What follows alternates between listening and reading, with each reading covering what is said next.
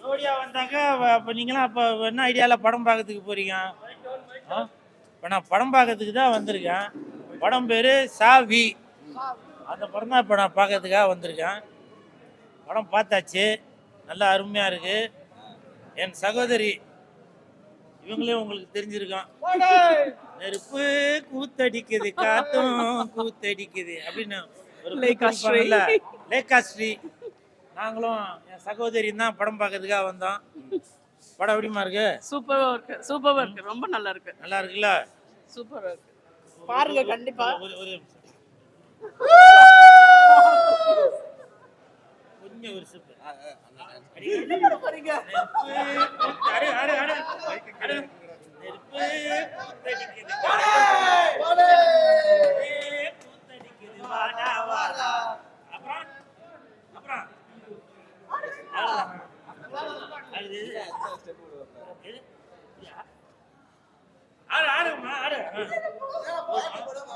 இதே இவங்க வந்து எனக்கு ஜோடி ஆடுறதுக்கு இவங்க வெக்கப்படுறாங்கன்னு நினைக்கிறேன்.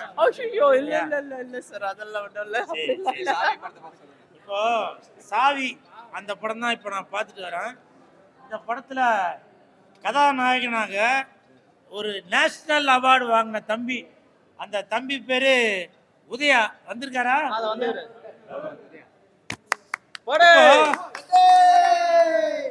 உண்மையிலேயே எனக்கு வந்து ரொம்ப வெக்கப்படுறேன், வேதனைப்படுறேன், துன்பப்படுறேன், துயரப்படுறேன்.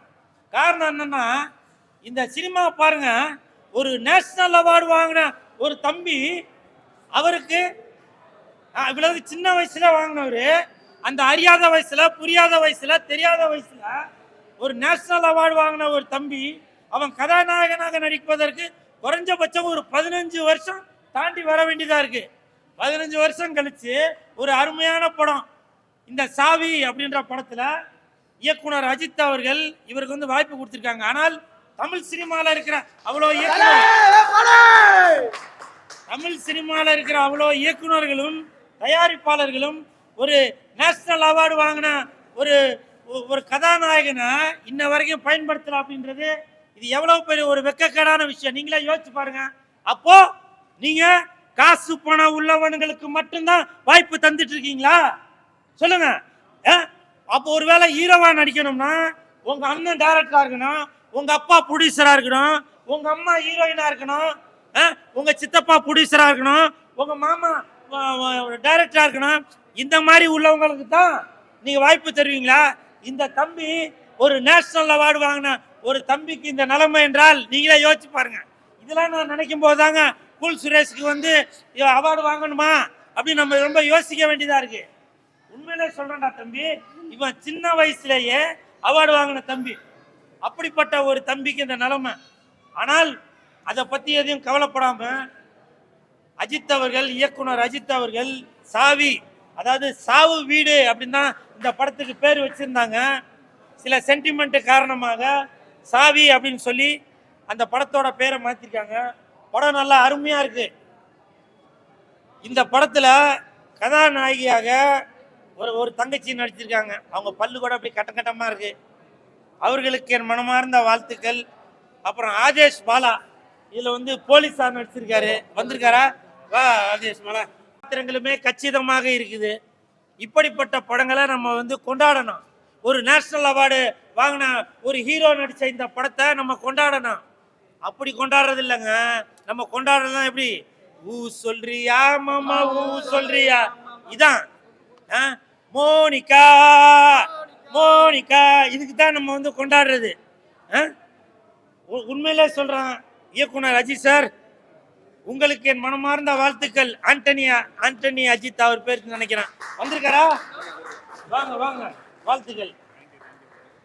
உங்களுக்கு என் மனமார்ந்த வாழ்த்துக்கள். எதுக்காக சொல்றேன்னா, நீங்க படம் தயாரிப்பாளர்னு சொன்னாங்க, இயக்குனர் சொன்னாங்க. ஆனால் அதையும் தாண்டி ஒரு மக்களுக்கு ஒரு மெசேஜ் சொல்லணுன்ற மாதிரி ஒரு படம்.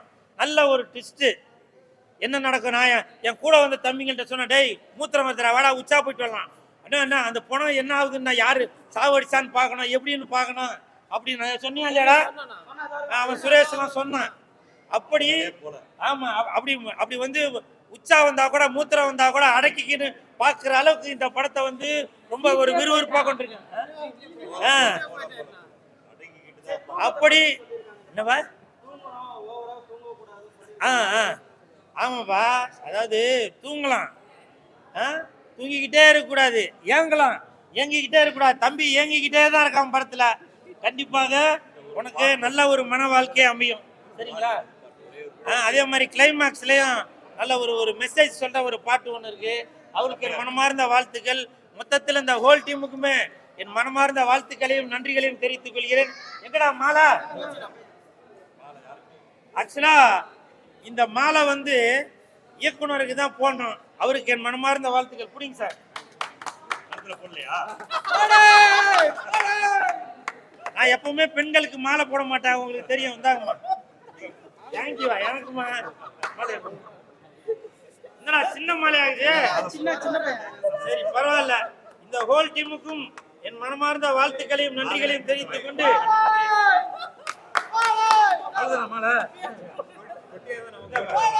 கதாநாயகன் அவருக்கும் என் மனமார்ந்த வாழ்த்துக்களையும் நன்றிகளையும் தெரிவித்துக் கொண்டு இந்த மாதிரி படங்களா வாழ வைங்க. இந்த இந்த சாவு வீடு சாவி படத்துக்கு கூட தியேட்டர் எல்லாம் கிடைக்கல அப்படின்னு சொல்லி எனக்கு ஒரு மன வருத்தம் இருந்துட்டு தான் இருக்கு. இந்த ஷோ பார்த்துட்டு நிறைய பேர் இன்னமும் தியேட்டரை வந்து இன்க்ரீஸ் பண்ணுவாங்க. அந்த ஹோல் டீமுக்கும் என் மனமார்ந்த வாழ்த்துக்களையும் நன்றிகளையும் தெரிவித்துக் கொண்டு படமா நடிச்சர் வந்திருக்காரு. ஆதேஷ்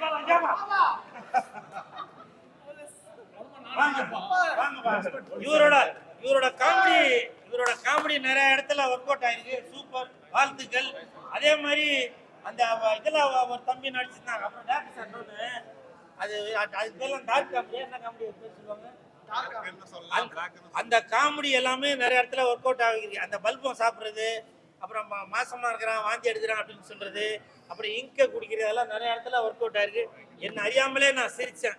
இந்த ஹோல் டீமுக்கும் என் மனமார்ந்த வாழ்த்துக்களையும் நன்றியும் தெரிவித்துக் கொள்கிறேன். படம் ரொம்ப நல்லா இருக்கு, என்டர்டைன்மெண்டா இருக்கு, எங்கேஜிங்கா இருக்கு. படத்துல வந்துட்டு சாவு வீடு டைட்டில் பார்க்கும்போது என்ன இது சாவு வீட்டுல போய் சிரிக்கிறது மாதிரிலாம் இருக்குமா, நடக்குமா, என்ன இது ரொம்ப கான்ட்ராடிக்டா இருக்குன்னு நினைக்கும் போது அது மொத்தமா வேற கம்பார்ட்மெண்ட், இது மொத்தமா வேறையா இருக்கு. ரொம்ப நல்லா இருக்கு, டிஃப்ரெண்டா இருக்கு, ரொம்ப நல்லா இருக்கு. காமெடி வந்து நம்ம எல்லாருக்குமே கனெக்ட் ஆகும். இப்போ ஜென்சி 2K கிட்ஸ்க்கு இப்போ day to day life lead பண்ணுறது ரொம்ப கேஷுவலாக இப்போ கவுண்டர் அடிப்பாங்கல்ல, இப்போ நம்ம சும்மா கலீஸ் கூட பேசுவோம், கவுண்டர் டாக் கொடுப்போம்ல, அந்த மாதிரி இருக்கும். இது ஒரு காமெடின்ற மாதிரி பெருசாக செக்டராக இல்லாமல் அப்படியே ஜஸ்ட் த கோல காமெடி இருக்கும். எனக்கு வந்து போலீஸ் இன்ஸ்பெக்டராக நடிச்சிருக்கவங்க சூப்பராக நடிச்சிருந்தாங்க, ரொம்ப நல்லா இருந்தது. அவங்கள வந்து நான் பெரிய அளவுக்கு நிறைய ஃபேமான மாதிரி பார்த்தது கிடையாது. இதில் சூப்பராக நடிச்சிருந்தாங்க. அதுக்கப்புறம் ஹீரோ ஆஸ் யூஷுவல் பெட்டராக பண்ணியிருந்தாங்க, சூப்பராக இருக்கு. ஆமாம், எங்கேஜிங்காக இருக்கு.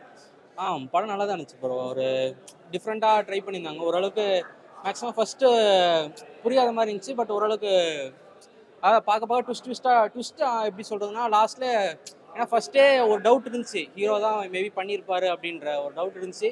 பட் லாஸ்ட்டில் பார்த்தா அது ஆமாம் அவர் தான் இது பண்ணார் அப்படின்ற மாதிரிலாம் இருந்துச்சு. நல்லா இருந்துச்சு. சில இடத்துலலாம் காமெடியில் யூஸ் பண்ணியிருந்தாங்க, அது ஒரு மாதிரி ஒர்க் அவுட் ஆன மாதிரி இருந்துச்சு. எனக்கு ஒர்க் அவுட் ஆச்சு. ஒரு எங்கேஜிங்காக இருந்துச்சு. அதான் சில இடத்துல அந்த ஃபர்ஸ்ட் ஆஃப் மட்டும் லைட்டாக லேக் ஆச்சு. பட் அப்புறமா போக எனர்ஜெட்டிக்காக இருந்துச்சு. ஓரளவுக்கு நல்லா தான் போச்சு படம். அவர் நல்லா தான் பண்ணியிருந்தார்.